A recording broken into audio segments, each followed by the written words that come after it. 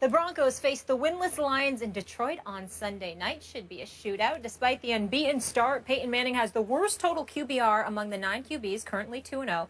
And he has the 4th worst QBR in the NFL this season. But the good news is he's Peyton Manning. And for the Broncos, Manning is 3-0 career against the Lions, all while playing for the Colts. Coach. Yes. Pick it. Who wins? Colts, Lions. Broncos, Lions, excuse me. Oh, Denver. Their defense, if you watch how these guys are playing defense right now, Wade Phillips really has done a fabulous job with a talented defense. These guys were pretty good last year, but now the way they're playing, they're taking the ball away in bunches. They're not allowing you a lot of points. They're playing very good in known situations. Third downs right now are off the charts, only 10%. And in the red zone, only 20. This is why the point total's down. As we watch this offense struggle with the Denver Broncos, although I saw something last game that was kind of unique. What? When they struggled early in the offense that Coach Kubiak wants to run, he decided, you know what? Let me just put Peyton Manning in the gun, and you just go ahead and get us out of this mess. That's right. You got him out of the mess. Yep. Do I think he's the Peyton Manning of 2 or 3 years ago? No. Going forward, I want to see how they continue to play offense. But in Peyton's favor right now, he has a defense that is going to allow him a short field, and the defense has won the first 2 games, by the way. They've scored twice.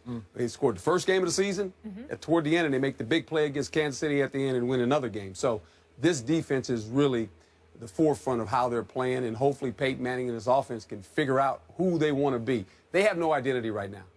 Half of Kubiak's offense, half of his Peyton's offense, and you can see there's a struggle. It's not turmoil, but there's a struggle. What do we want to do? And last week, Kubiak kind of gave in. He said, you know what? We're not moving the ball.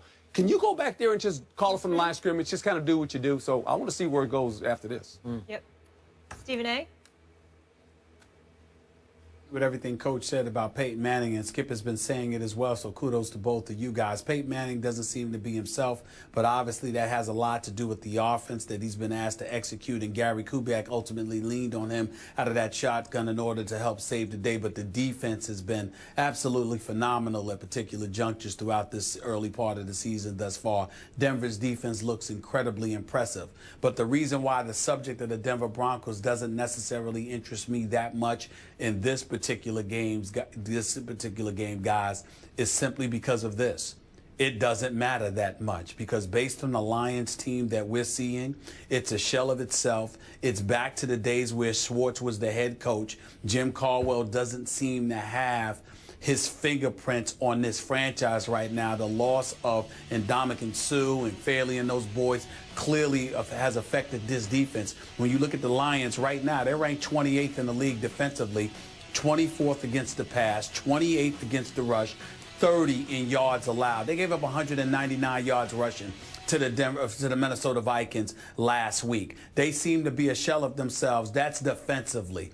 Offensively, guys, do you realize that Antonio Brown for the Pittsburgh Steelers has more catches and more yards than Megatron, Calvin Johnson, and Golden Tate combined in the first 2 games?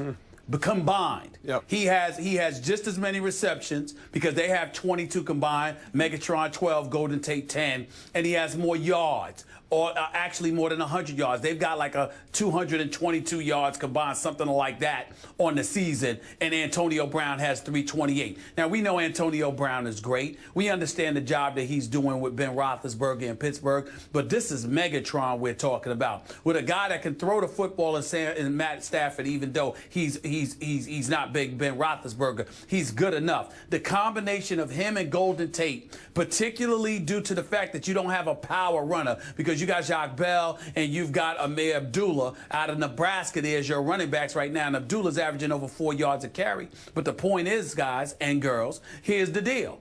You have no power running game. Your receivers aren't doing but so much. Your quarterback is only completing 61% of its passes, and your defense is a shell of what we've known them to be throughout recent memory when Ndamukong Suh was on that defensive line along with Fairley. So the combination of all of those things seems to me like the bigger issue here is not whether or not Peyton Manning and those guys are going to get it together, because with his IQ, his football IQ, the cerebral approach he has to the game, with the intelligence that Gary Kubiak knows along with John Elway to give the ding to Peyton Manning when all else fails, and with that defense looking better, I think it's safe to say that the Denver Broncos, win, lose, or draw, are going to be just fine. It's the fact that we're looking at a Detroit Lions team, and we're saying to ourselves, who the hell are these guys?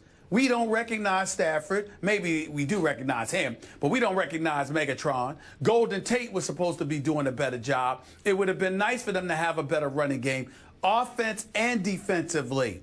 Detroit has problems, and they had better fix it, because it's going to be after they're 0-3. Because the way they're looking right now, the only reason we have any clue as to whether or not they could beat Denver is because they'd have home field advantage at Ford Field, and that's a good crowd when they get on your side and really try to rally the troops. And Detroit plays a little bit differently on their home turf. But they're not in the same class as Denver right now. They seem to be all over the place, which is shocking when you consider the fact that Jim Caldwell is their coach. We expected better. We're not getting that right now. Wow. you know, today, you are really impressive. I got to give you kudos. You are Stephen A. Stats today. I've never heard anything like it. I got to get me a researcher like yours, because yours is really good. Stop right now. The person who deserves credit for all of that is Skip, because, Coach, literally, Skip Bayless has me at home. I'm literally watching tape and studying because I have to debate this.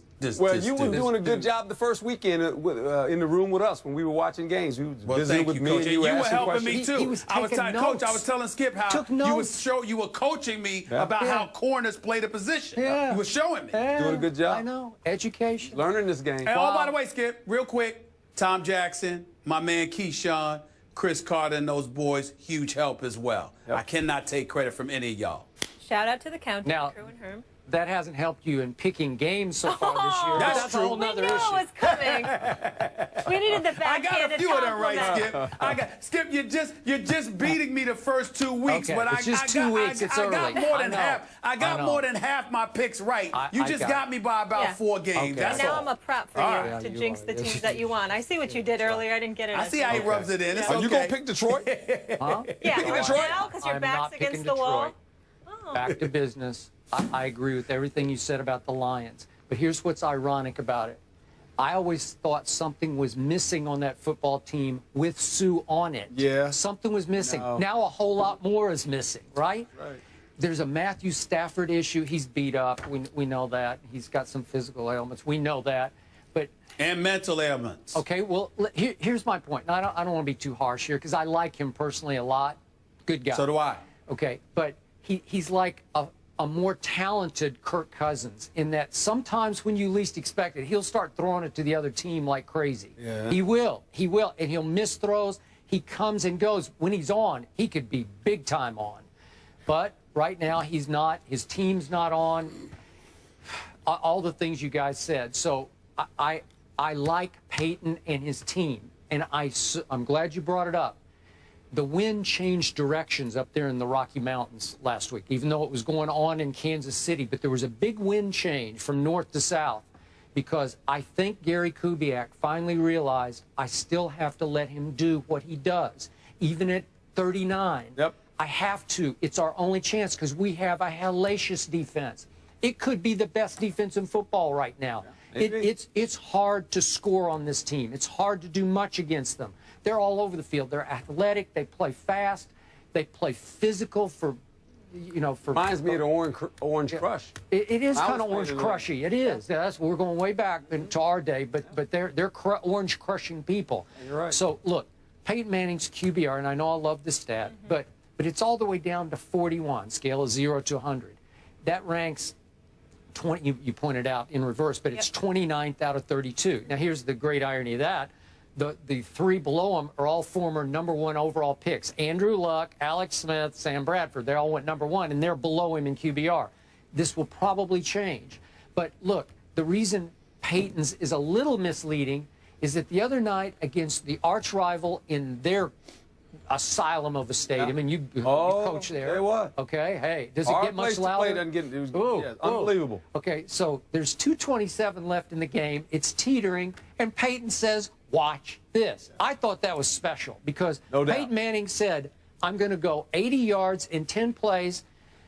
I'm going to hit my little guy, Emmanuel Sanders, our friend of our show, for 19 yards for the winning touchdown." Yeah. That's vintage Peyton, right? Oh. I thought he looked like 29-year-old Peyton. Let me ask right? you this, though, Skip, and Stephen A. can probably chime in on this, too. When he got the ball in the last possession, there was no doubt in my mind. I go, he's going to do this. You did? Okay. He's just going to do it. He's just going to. Okay. They're giving him too many chances not to do it. All right. He's going to find a way to do it, and he did it. Well, then he's fine. He's just fine, and they're going to be just fine, and they're going to win their division. I don't see any threat. We're all betting Yeah, I on picked number it too. 18 here. Going Denver, clean sweep, and imagine Totally they start agree. running the ball well. Herm, I know you got to run. Thank you so much. Thank you. Appreciate Thank you. Good seeing you, Stephen A. All right, Coach. All right. See you Brandon Sunday. Marshall calls Odell Beckham the most entertaining player in the NFL right now. I like this background music. The guys will tell you if they agree. That's next after the break.